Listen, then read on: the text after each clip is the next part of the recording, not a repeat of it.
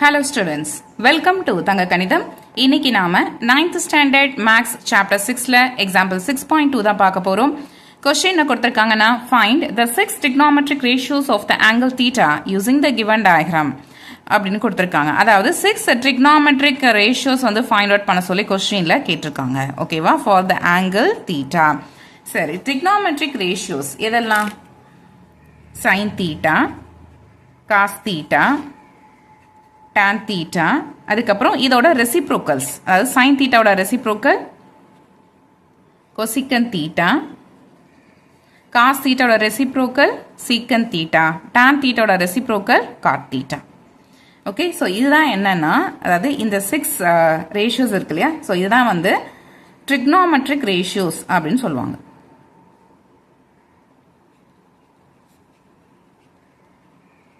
Okay, இதுதான் வந்து find out பண்ண சொல்லி கொஸ்டின்ல கேட்டிருக்காங்க.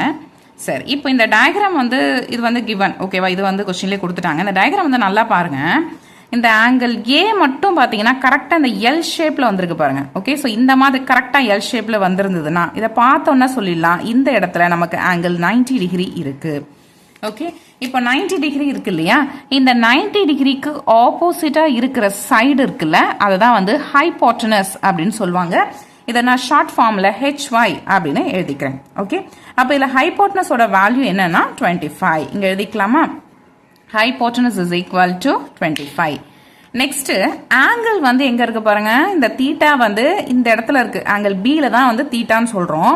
இந்த தீட்டாக்கு ஆப்போசிட்டா இருக்கிறது இல்லையா, அதுதான் வந்து ஆப்போசிட் சைடு அப்படின்னு சொல்லுவோம். இதை ஷார்ட் ஃபார்ம்ல நான் OPP.Sன்னு எழுதியிருக்கேன். ஸோ அதை எங்க எடுத்து எழுதிக்கலாம்.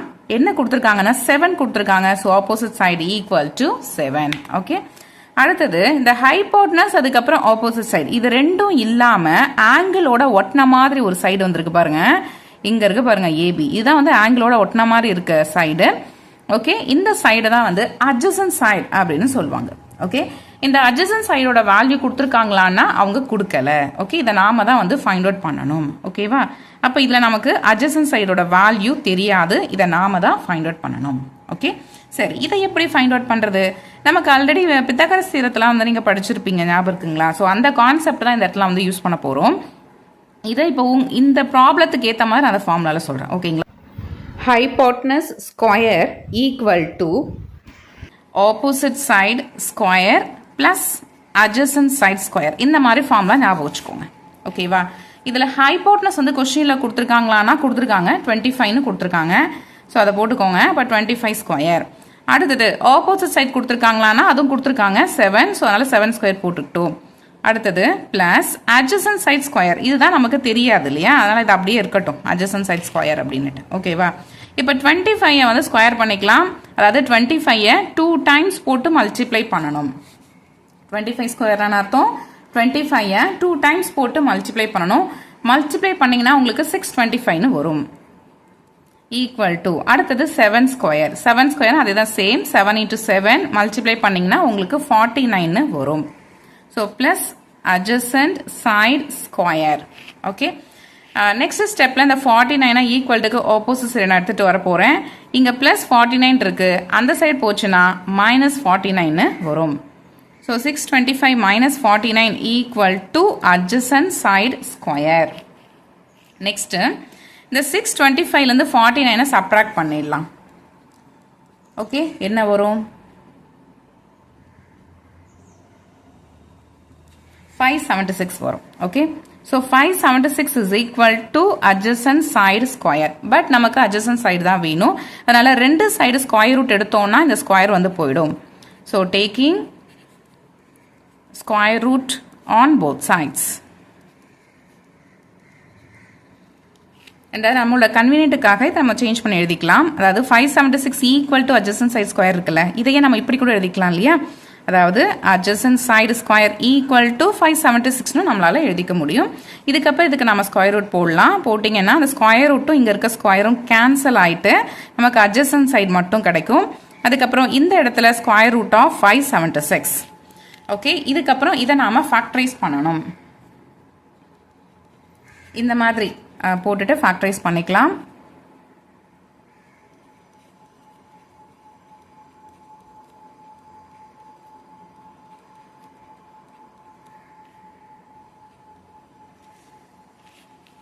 Okay equal to square root of இங்கே எத்தனை 2 வருது பாருங்கள் 1 2 3 4 5 6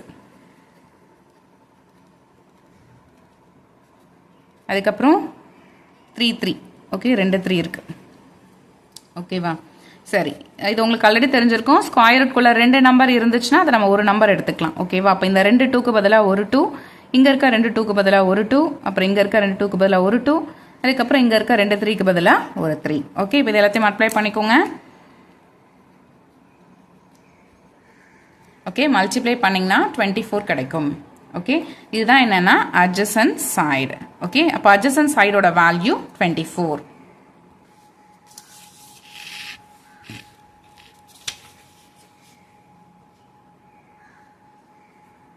ஸோ இதை இங்கே எடுத்து எழுதிக்கலாம் hypotenuse 25 opposite side 7 and adjacent side 24 okay next question என்ன கேட்டிருக்காங்கன்னா 6 trigonometrical ratios தான் கேட்டிருக்காங்க அதாவது இந்த வேல்யூஸ்லாம் நாம ஃபைண்ட் அவுட் பண்ணணும் சரி இதை வந்து எப்படி ஃபைண்ட் அவுட் பண்ணுறது உங்களுக்கு புக்கில் வந்து பார்த்தீங்கன்னா பேஜ் நம்பர் 225ல் இந்த மாதிரி ஃபார்மில் வந்து கொடுத்துருப்பாங்க அதாவது sine theta cos theta tan theta அதுக்கப்புறம் cosecant theta secant theta cot தீட்டான்னு சொல்லிட்டு இந்த மாதிரி ஃபார்முலாஸ் வந்து கொடுத்துருப்பாங்க இதை நீங்கள் நல்லா படிச்சுக்கோங்க ஏன்னா இந்த ஃபார்முலா தெரிஞ்சாதான் உங்களால் ப்ராப்ளமே வந்து ஒர்க் அவுட் பண்ண முடியும் இந்த ஸ்டாண்டர்ட் மட்டும் இல்லை நெக்ஸ்ட் வரப்போகிற 10th ஸ்டாண்டர்டுக்கும் இந்த ஃபார்முலா உங்களுக்கு ரொம்பவே யூஸ்ஃபுல்லாக இருக்க போகுது ஓகேவா நல்லா ஃபார்முலா நல்லா தரோ பண்ணிக்கோங்க ஃபர்ஸ்ட்டு சரி இதில் சைன் தீட்டா என்ன கொடுத்துருக்காங்க பாருங்க opposite side divided by hypotenuse கரெக்டா காஸ் தீட்டாக்கு adjacent side divided by hypotenuse tan தீட்டாக்கு opposite side divided by adjacent side இதே மாதிரி தான் கொசிக்கன் தீட்டாக்கும் சிக்கன் தீட்டாக்கும் காட் தீட்டாக்கும் கொடுத்துருக்காங்க இதில் கொசிக்கன் தீட்டா அப்படிங்கிறது என்னன்னா